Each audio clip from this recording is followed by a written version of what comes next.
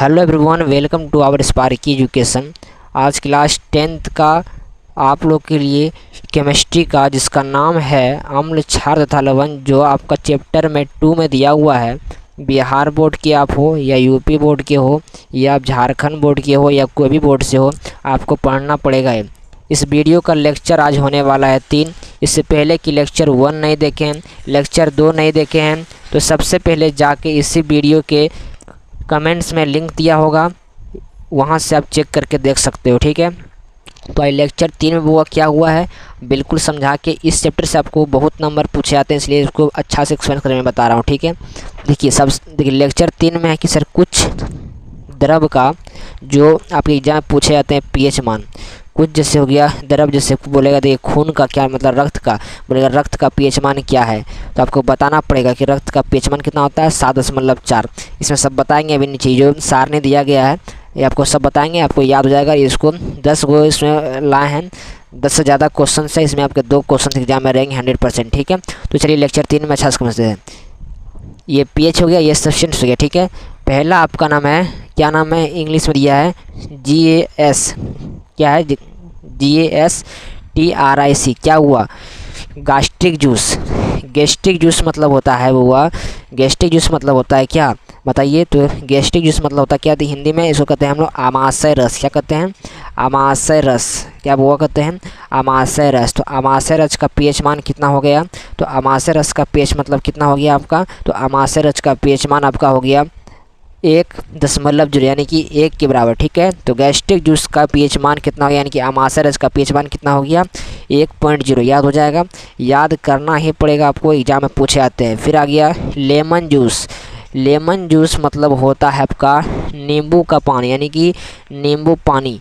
तो नींबू पानी का पीएच मान कितना होता है, तो 2.5 यानी कि 2.5 होता है।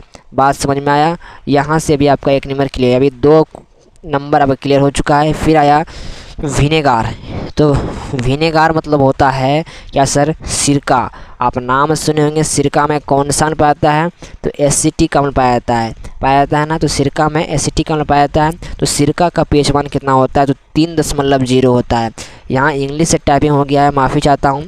जो इंग्लिश के बच्चे होंगे वो तो समझ चुके होंगे, लेकिन जो हिंदी के बच्चे होंगे वो समझ नहीं चुके, इसलिए मैं हिंदी समझा रहा हूँ, याद रखिएगा। तो विनेगार मतलब क्या होता है मेरे बउआ, तो ये होता है सिरका। ठीक है, सिरका किसमें पाया जाता है, तो एसिटिक अम्ल पाया जाता है। और ठीक है, तो और इसका पीएच मान कितना होता है 3.0। फिर आया आपका वाइन। वाइन मतलब होता है शराब। देखें ना वाइन क्या होता है, जो बहुत कहता है वाइन लाओ।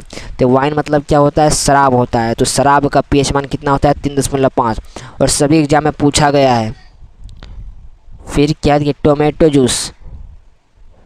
टोमेटो जूस क्या है, तो टोमेटो जूस यानी कि क्या होता है, टोमेटो मतलब होता है टमाटर। क्या होता है टमाटर, और जूस मतलब रस। तो टमाटर का रस, तो टमाटर का रस कितना वो हो जाएगा, तो कितना हो जाएगा 4.1। मैं सबका हिंदी बता रहा हूँ, याद रखिएगा।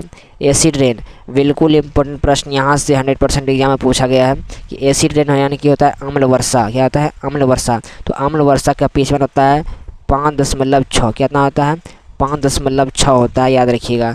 फिर आता है यूरिन। यूरिन मतलब होता है 6.0। इसका मतलब लिएगा यूरिन मतलब होता है क्या है, तो यूरिन ही रहता है, एक प्रकार का विषैला पदार्थ होता है। इसका 6.0 इसका पीएच मान होता है। फिर आया दूध का, यानी कि मिल्क का 6.5 होता है। फिर आया क्या, देखिए प्योर वाटर होता है शुद्ध जल का पीएच मान 7। क्यों सर, ये आपको बताए थे, ये उदासीन होता है।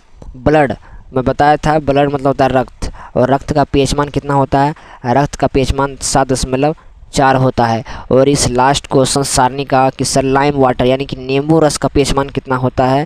ये नींबू पानी था और ये नींबू रस, क्योंकि लाइम वाटर यानी कि लेमन यानी कि लाइम, आप समझ सकते हो कि सर नींबू का रस का पीएच मान 11.0 है। ठीक है, आपको कन्फ्यूजन करने वास्ते दिया गया लाइम वाटर, और एक पहले क्या था लेमन जूस। ठीक है, दोनों को आप एक बार सर्च कर लीजिएगा, इसलिए मैं बता रहा हूँ। ठीक है, चलिए तो यहाँ से आपका 2 से 3 नंबर क्लियर हो चुका होगा, मुझे उम्मीद है। इसको दीवार में एक पेज में लिख लीजिए।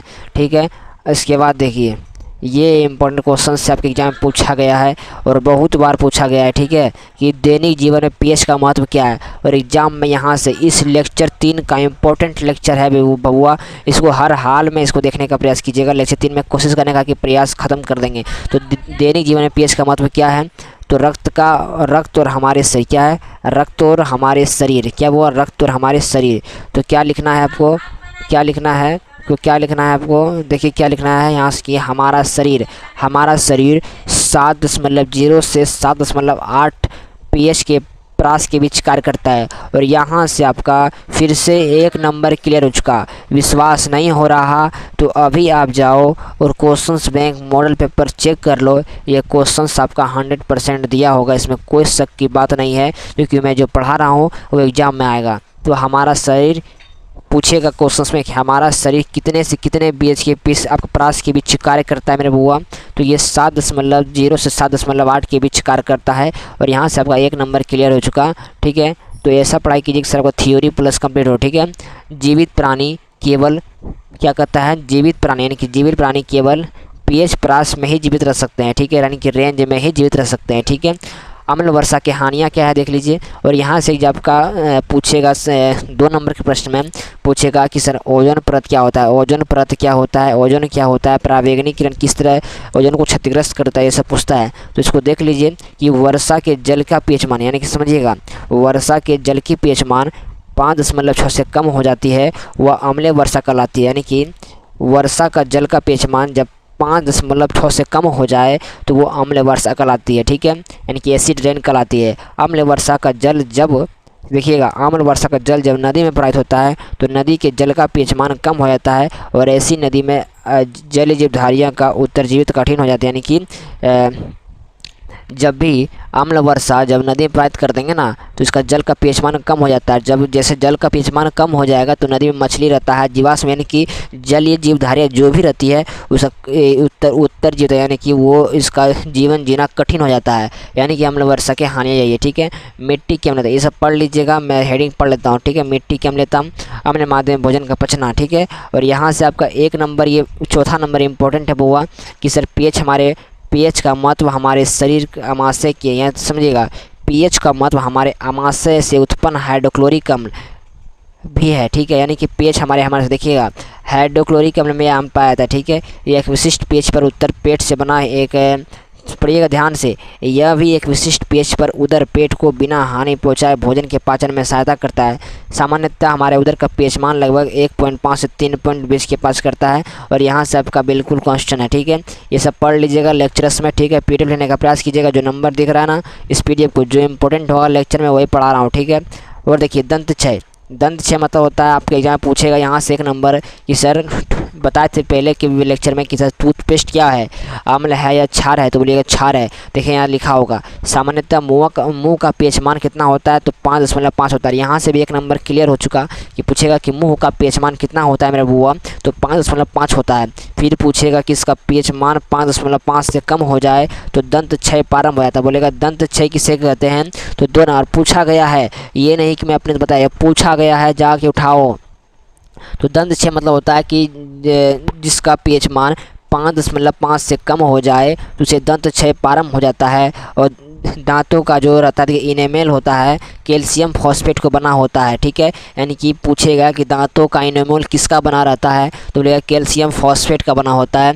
जो शरीर में क्या करता है, सबसे कठोर पदार्थ होता है, यानी कि जो शरीर में सबसे कठोर पदार्थ होता है जो दांतों की बाहर से बचाव करता है। जब मुंह का पीएच मान 5.5 से कम हो जाए तो वह धीरे धीरे संक्षारित होने लगता है। देखिएगा संक्षारित क्षार, ठीक है। तो यहाँ से आपका कंप्लीट। और एक क्वेश्चन सो है कि दंत छाव से बचाव क्या उपाय है, तो भोजन के बाद मुंह साफ करने से इसे बचाव किया सकता है। यानी कि भोजन करने के तुम खाना खा लिया, आप खाना खा लिए हो तो सबसे पहले मुंह को अच्छी तरह से धोएं, ठीक है, यानी इसमें कोई बैक्टीरिया नहीं जमा हो। मुंह की सफाई के लिए क्षारीय दंत मंजन का उपयोग कर बताए थे। मुंह की सफाई के लिए किस दंत मंजन का सर, तो अम्लीय दंत मंजन नहीं, अम्ल तो सर और इसमें अभिक्रिया हो जाएगा इन क्षार भगाएगा। तो क्षार दंतमंजन का उपयोग करने से अम्ल की अत्यधिक मात्रा को उदासीन किया जा सकता है, जिसके परिणाम से दंत क्षय को रोक देंगे। ठीक है, क्लोर क्षार अभिक्रिया पूछा गया है आपके एग्जाम में एक बार, तो इसको मैम वीवीआई कर लीजिए। और मैं इसको बता देता हूँ एक बार शॉर्टकट में। ठीक है, कि जब सोडियम क्लोराइड यानी कि साधारण नमक, अरे बउआ सोडियम क्लोराइड को ही कहते हैं NaCl, और NaCl क्या है, नमक है ना बउआ, तो इसी को तो साधारण नमक कहते हैं। तो यही लिखा गया है, चाहे आप ये लिखो चाहे ये लिखो। ठीक है, आप केमिस्ट्री पढ़ रहे हो ना, तो आप, मैं चाहता हूँ कि सर आप ये नहीं लिख के आप ये लिखो, यानी कि आप क्या लिखना, ये लिखना जब सोडियम क्लोराइड, ठीक है, और बगल में साधारण नमक दे सकते हो। तो जब सोडियम क्लोराइड के जल विलयन से विद्युत धारा, यानी कि जब सोडियम क्लोराइड में हम क्या कर देंगे, धारा प्रवाहित करेंगे, तो यह कर देगा, तो यह अपघटन होकर सोडियम हाइड्रोक्साइड क्लोरीन गैस और हाइड्रोजन गैस प्रदान करता है। जैसे कि NaCl है, NaCl में हम क्या कर देंगे, धारा प्रवाहित कर देंगे ना, तो ये क्या बन जाएगा, तो ये अपघटन होने के बाद NaOH यानी कि सोडियम हाइड्रोक्साइड क्लोरीन गैस फिर हाइड्रोजन OH गैस प्रदान करता है। इस प्रक्रिया क्या कहते हैं बुआ, इस प्रक्रिया को क्लोर क्षार अभिक्रिया कहते हैं। और इसको 100% याद कर लीजिए। कहते हैं कि ना संघर्ष ना तकलीफ, खाक मजा है जीने में, और बड़े बड़े तूफान थम जाते हैं जब आग लगी है सीने में। इस प्रक्रिया को समझना है ना बुआ, तो आपको ये समझ लीजिए माइंड मैप के द्वारा आपको सर मैं इंग्लिश टाइपिंग हिंदी टाइपिंग दोनों प्रोवाइड करा रहा हूँ। कोई बार हिंदी बोर्ड के लिए ये है, इंग्लिश बोर्ड के लिए मैं माफ़ी चाहता हूँ, कुछ इंग्लिश लिखा गया है, जिससे देखकर आप समझ सकते हो, तो समझ लीजिए इस प्रक्रिया। और जो बच्चे इंग्लिश मीडियम से पढ़ते हैं उसको हिंदी आना बहुत इंपॉर्टेंट है। इस प्रक्रिया का रासायनिक समीकरण क्या है, तो जान लीजिए बुआ कि सोडियम क्लोराइड मैंने बताया था सबसे पहले क्या है, तो सोडियम क्लोराइड मतलब होता है NaCl। क्या होता है बुआ,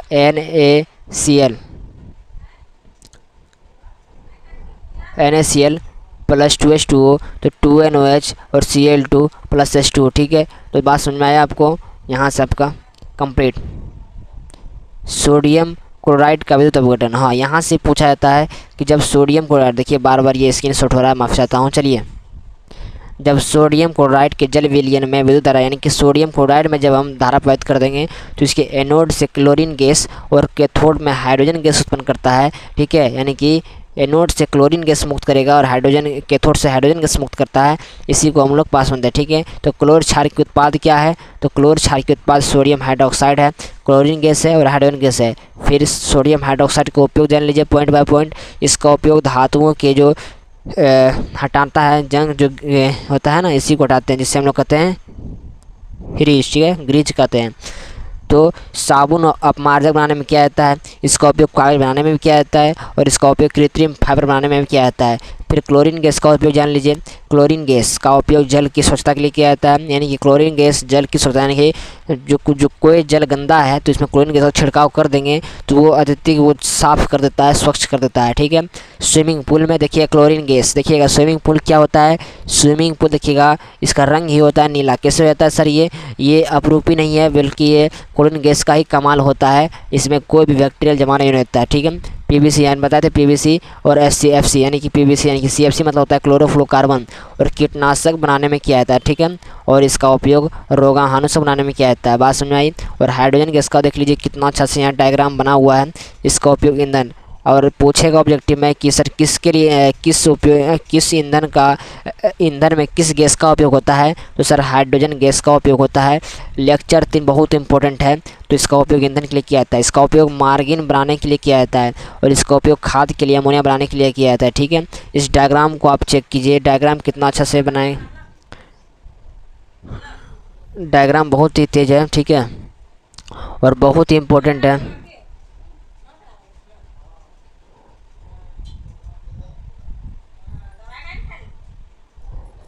हाइड्रोक्लोरिक अम्ल का उत्पादन, तो क्लोरीन और हाइड्रोजन क्लोर क्षार प्रक्रिया के, देखिएगा बहुत ही इंपॉर्टेंट प्रश्न हुआ कि हाइड्रोक्लोरिक अम्ल का उत्पादन, तो क्लोरीन और हाइड्रोजन क्लोर क्षार प्रक्रिया के महत्वपूर्ण उत्पादन है, जिनका उपयोग हाइड्रोक्लोरिक अम्ल के उत्पादन में किया जाता है। और हाइड्रोक्लोरिक अम्ल क्या एक महत्वपूर्ण रसायन है, जिसका उपयोग क्या है, तो जान लीजिए। यहाँ से पूछा जाता है कि HCl का उपयोग क्या होता है, तो अपना देखिए जो आप लोग खाते हैं दवाई होता है ना बुआ, ये दवाई के निर्माण में होता है। ठीक है, यानी कि दवाइयों के निर्माण में सौंदर्य प्रसाधन के निर्माण में, अमोनियम क्लोराइड के निर्माण में और इस्पात की सफाई के लिए प्रयोग होता है। इस्पात मतलब क्या होता है बुआ?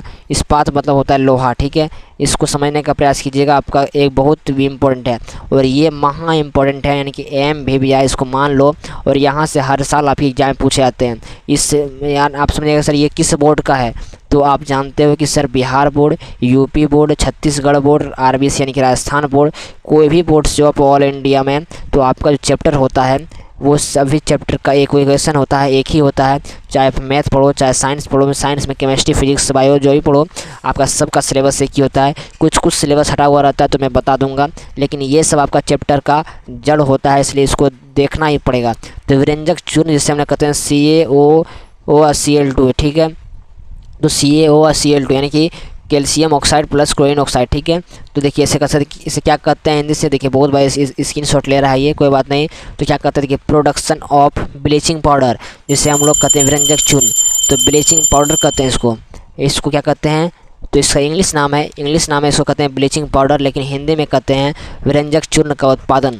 तो क्लोर क्षार प्रक्रिया से प्राप्त क्लोरीन और सूखे हुए चूने, यानी कि सूखे बूझे हुए चूने क्रिया से विरंजक चूर्ण का निर्माण होता है। बूझे हुए चूना का फॉर्मूला क्या हो जाएगा, तो बूझे हुए चूना देख लीजिए, बूझे हुए चूने का रासायनिक सूत्र CaOCl2 हो जाएगा मेरे बुआ, याद रखिएगा। लगा दो आग पानी में जवानी उसे कहते हैं, छीन लो सिलेक्शन कहानी उसे कहते हैं। और विरंजक चूर्ण का ये जानते हैं, ये क्वेश्चंस जो है आपका, ये क्वेश्चंस जो है विरंजक चूर्ण का उत्पादन और उपयोग क्या है, विरंजक चूर्ण क्या है, ये आपके 5 नंबर और 3 नंबर और 2 नंबर में पूछा गया है। आपको विश्वास नहीं हो रहा तो आप जाके देख लो, ये बार बार पूछा गया एग्जाम में। तो इसका विरंजक चूर्ण का उपयोग भी जान लो एक बार, ठीक है। तो वस्त्र उद्योग में सूती एवं विलयन की विरंजक के कागज की, यानी कि वस्त्र उद्योग में सूती एवं विरंजक चूर्ण के कागज़ की फैक्ट्री में लकड़ी के मज्जा, यानी कि मज्जा किसे कहते हैं, लाउंड्री में, यानी कि लाउंड्री में साफ़ कपड़ों के विरंजक के लिए, यानी कि आपको कपड़ों के साफ़ के लिए भी विरंजक का निर्माण कर सकते हो। कई रासायनिक उद्योगों एवं उपचार के रूप में भी कर सकते हैं। और पीने एवं जल को जीवाणु रहित करने में, यानी कि जीवाणु से मुक्त करने की रोगाणुशक के रूप में किया जाता है, ठीक है बुआ, समझ में आया। चलिए अगला बेकिंग सोडा का उत्पादन, यानी कि बेकिंग सोडा मतलब होता है NH आइए